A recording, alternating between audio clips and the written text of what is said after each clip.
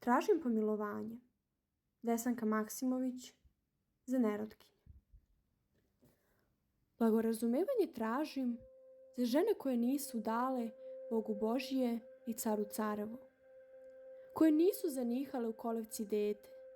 za neblagoslovene, za žene koje pred sobom nose transparente snova i mašte, u čim krvotoku samo pesme šume, za one čije srca plode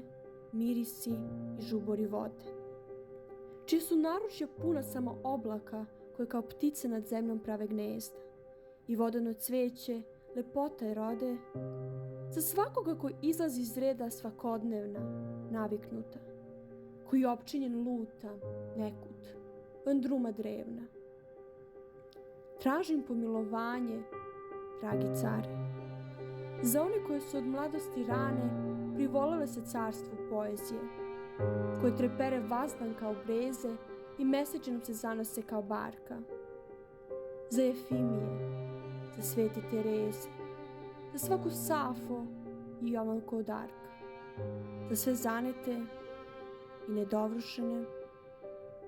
i